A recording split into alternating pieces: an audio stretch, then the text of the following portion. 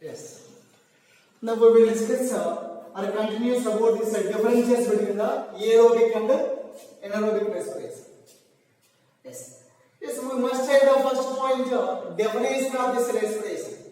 Respiration that it takes place in the presence of oxygen is called as a aerobic respiration. Respiration that it takes place in the absence of oxygen is called a anaerobic respiration. Yes. Already we discussed about that second point. Oxygen is essential for the aerobic respiration, or oxygen is necessary for the aerobic respiration. For this anaerobic respiration, oxygen is not essential, or oxygen is not necessary for the anaerobic respiration. Yes. In the aerobic respiration, CO2 and water are produced, but in the anaerobic respiration, either lactic acid or ethanol are produced. But CO2 water not produced. In the anaerobic respiration also small amount of energy produced, very less, that's why very minute, that's why it is not taken for the consideration. We are neglecting that very small amount of CO2 produced in the anaerobic respiration. That's why we can say simply in the anaerobic respiration CO2 is not produced. What are produced in the anaerobic respiration? Either lactic acid or ethanol or ethyl alcohol. Yes. Next, look here. So, where it takes place? Aerobic respiration that it takes place in the eukaryotic cells or eukaryotic organisms. Eukaryotic cells or eukaryotic organisms. You know what is a eukaryotic cell or eukaryotic organism? Organisms which have the definite nucleus is called the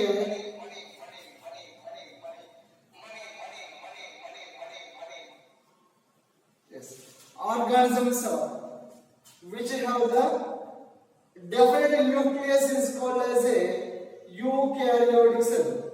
Organism which have the definite nucleus is called as a eukaryotic cell. Organisms which does not have the definite nucleus is called as a prokaryotic cell. Our organism is a prokaryotic organism. This aerobic respiration takes place only in the eukaryotic cells or eukaryotic organisms. But in anaerobic respiration, it takes place both in the eukaryotic and prokaryotic cells, or eukaryotic organisms or prokaryotic organisms. Okay? So simply we can say that anaerobic respiration that it takes place both in the prokaryotic and eukaryotic organisms, or prokaryotic and eukaryotic cells. Yes. Next, in the anaerobic respiration, large amount of energy is produced. In the aerobic respiration, small amount of energy is produced. Next, look here. The equation of aerobic respiration is C6H12O6 plus 6 O2 gives rise to 6 CO2 plus 6 H2O plus 686 kilocalories of energy. Yes, examples. Examples are what are the examples? Examples of aerobic respiration are plants and animals. Plants and animals. Plants and animals are examples of aerobic respiration. Yes. What are the examples of anaerobic respiration? Yes. Examples. So many examples are there. Already I told you. Bacteria, yeast, tissues, organs, parasites, muscles. All these are the examples of anaerobic respiration. Yes. To memorize easily, I give I gave you one code by 2 p.m. B stands for bacteria, Y stands for yeast, T stands for tissues, O stands for organs, P stands for parasite, M stands for muscles. By 2 p.m. The example for the anaerobic respiration. Yes. If you will keep this code in your mind, you can easily memorize the examples of anaerobic respiration by 2 p.m. Bacteria, yeast, tissues, organs, parasites, muscles. Their example for the anaerobic respiration. In this way, we are able to write the minimum 8 points for the minimum 8 points differences about this aerobic and anaerobic respiration. Yes.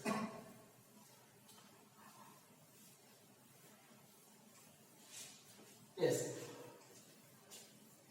So respirations are two types.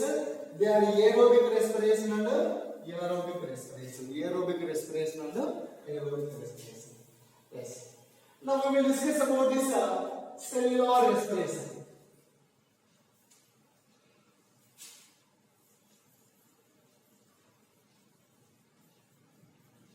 Cellular respiration. Respirations are two types. They are anaerobic respiration and aerobic respiration. You know where the anaerobic respiration takes place. Look here. This is the cell. The dense jelly-like substance is present inside the cell. That is called as a protoplasm. Yes. So what is the protoplasm? The dense jelly-like fluid that is present inside the cell is called as a protoplasm. After the discovery of this nucleus, protoplasm is also divided into two categories. Yes, this is the nucleus. After the discovery of a nucleus, this protoplasm divided as two types or two categories. Protoplasm present between the nuclear membrane and the plasma membrane. This is called cytoplasm. The protoplasm that is present inside the nucleus is called nucleoplasm. Yes.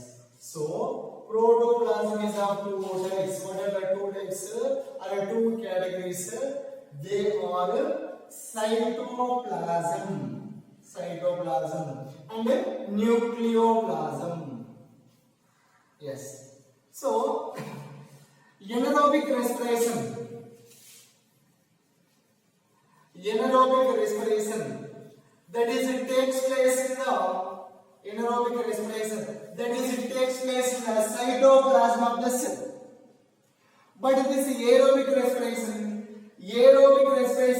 that it takes place both cytoplasm and mitochondria. Look here, this is the mitochondria. Yes, mitochondria.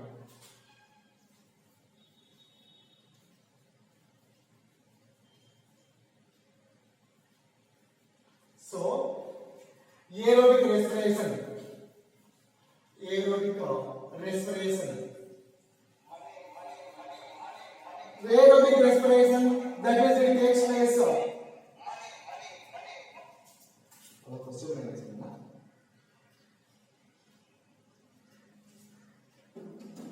Aerobic respiration, that it takes place both in the cytoplasm and mitochondria. Cytoplasm and mitochondria. Yes, cytoplasm and mitochondria. Anaerobic respiration, that takes place only in the cytoplasm, but aerobic respiration takes place both in the cytoplasm and mitochondria. Yes, in the anaerobic respiration, it produces the lactic acid. By some organisms are producing the lactic acid energy, but some organisms are producing the ethanol and a small amount of carbon dioxide and energy are produced. So in the anaerobic respiration, lactic acid and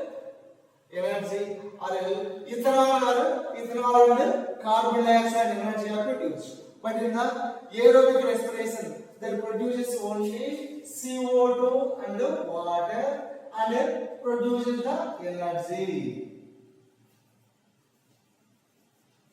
Yes, that is about the aerobic respiration. Now we will discuss about that aerobic respiration. Yes, aerobic respiration. Already we discussed now only aerobic respiration. Respiration that takes place in the presence of oxygen is called a aerobic respiration. Respiration that takes place in the presence of oxygen is called a aerobic respiration. This aerobic respiration that occurs both in the cytoplasm, this is the cytoplasm and mitochondria. In the aerobic respiration, there are the three stages. Yes, three stages in the aerobic respiration. What are the three stages? The three stages in the aerobic respiration are glycolysis, Krebs cycle,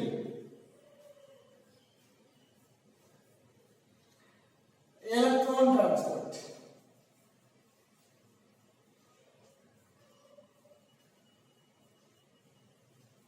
Yes, glycolysis, Krebs cycle and electron transport. There are three stages or three steps in the aerobic respiration: glycolysis, Krebs cycle, electron transport. Yes, this glycolysis is occurs in the cytoplasm. Krebs cycle is occurs in the mitochondria. In mitochondria also matrix of mitochondria. Matrix of mitochondria.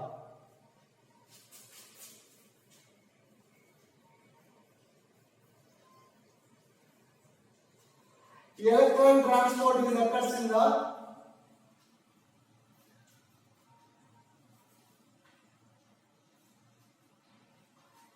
and third step the electron transport. It occurs in the elementary particles. Elementary particles of mitochondria. Elementary particles of mitochondria. Yes. In the anaerobic respiration, three stages are there. Two stages of respiration are occurs only in the mitochondria. That's why mitochondria are considered as a cellular respiratory organs. Cellular respiratory organ. Cellular respiratory organ. Mitochondria is called as a cellular respiratory organ. Why? In the aerobic respiration, three stages are there, but two stages of respiration are occurs only in the mitochondria. That's why mitochondria is considered as a cellular respiratory organ. That's why there is a need to describe about the structure of mitochondria. Yes. Now we will discuss about the structure of mitochondria. Why should we discuss about this mitochondria? Because mitochondria is a cellular respiratory organ. Yes. Now we will discuss the structure of the mitochondria. Yes. To draw this mitochondria is very easy. Look at here. First you will draw the beam-shaped structure. Yes. Mitochondria in the shape of the beam. That's right. Yes.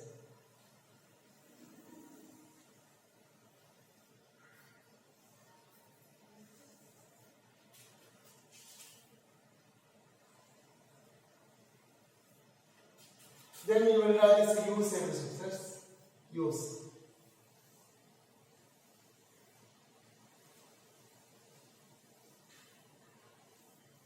Like this. Join all these U's to become as a mitochondria. Like this.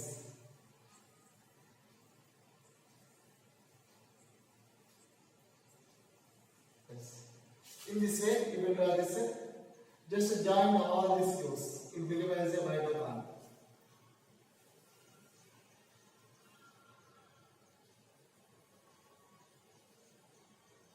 Yes. You get the outer membrane of this mitochondria in this way. Yes. You will draw both this side like this. Yes. This is the mitochondria. Yes.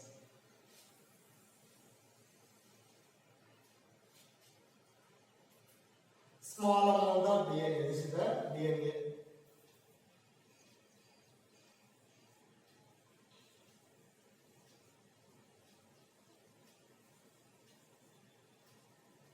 Ribosomes, matrix. So this is the structure of mitochondria. Yes. In the next session, we will discuss the structure of this mitochondria.